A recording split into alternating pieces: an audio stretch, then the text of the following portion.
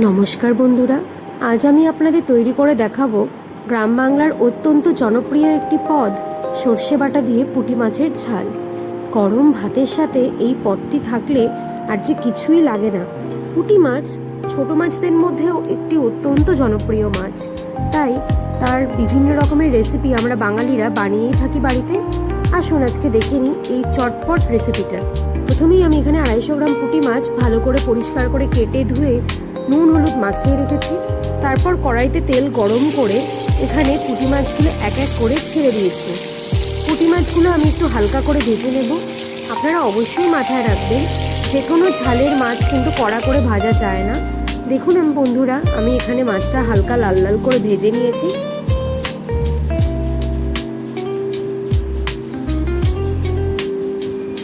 মাছটা কিন্তু ঠিক এরকমই টেক্সচার আসবে ভাজার পরে। এরপর এই মাছ ভাজার তেলে একটু রাঁধুনি ফোড়ন দিয়ে কুচনো পেঁয়াজগুলো গরম তেলের উপরে আমি দিয়ে দিয়েছি। দিয়ে ভালো করে পেঁয়াজটাকে আমি এখানে লাল লাল করে ভেজে নেব। সাথে আমি 4টে কাঁচা লঙ্কাও এখানে চিড়ে দিয়ে দিয়েছি। তারপর পেঁয়াজগুলো ভাজা হয়ে গেলে আমি এখানে টমেটো কুচিটাও দিয়ে দেবো আর ভালো করে নাড়তে থাকবো যতক্ষণ না টমেটোটা নরম হয়ে আসে।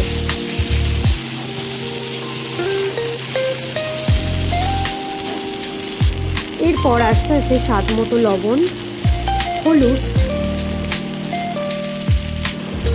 হলুদ দেওয়ার পর আমি এটাকে ভালো করে কষিয়ে নেব।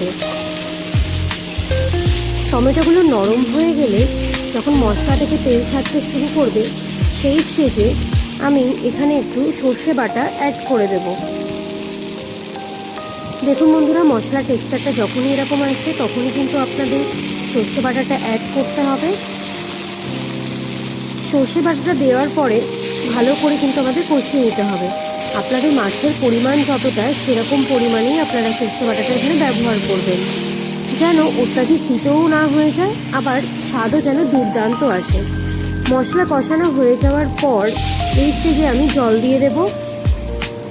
যেহেতু মাছের ঝাল, তাই এখানে জলের পরিমাণটা আমি অল্প করেই দিয়েছি। এতে কিন্তু আরও রান্নার স্বাদটা খুব ভালো আসে।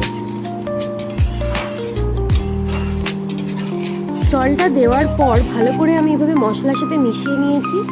এরপর জল এরকম ফুটে আসলে আস্তে আস্তে ভাজা মাছগুলো আমি এই ফুটন্ত ঝোলের মধ্যে দিয়ে দেব, দিয়ে ভালো করে মিশিয়ে নেব। আর গ্যাসের ফ্লেমটাকে আমি স্টেজে কমিয়ে ঢাকা দিয়ে দেব। ঢাকা দিয়ে মাছগুলোকে ফুটতে দেব। তারপর ওপর থেকে একটু কাঁচা সর্ষের তেল আমি ছড়িয়ে দিয়েছি। যে কোনো সর্ষে বাটার ঝালে যদি আপনারা একটু এভাবে সর্ষের তেল ব্যবহার করে নেন, এর স্বাদটা আরও দ্বিগুণ বেড়ে যায়। এবং সবার শেষে আমি এখানে কিছুটা ধনেপাতা কুচিয়ে নিয়েছি। ধনেপাতাটা মাছের ওপর থেকে আমি এখানে দিয়ে দিলাম, দিয়ে ভালো করে মিশিয়ে নেব। আপনারা তো জানেনই যে সব রকম সবজি এখন 12 মাস পাওয়া যায়, কিন্তু শীতের ধনেপাতার কাছে এই ধনেপাতা কিচ্ছু নয়। তাও স্বাদটা যাতে একটুখানি ভালো আসে, তার জন্য আমি এখানে ধনেপাতাটা কুচিয়ে দিয়েছি। আর খেতে কিন্তু দুর্দান্ত হয়েছিল। দেখুন বন্ধুরা, আমাদের পুঁটি মাছের ঝাল অলমোস্ট রেডি।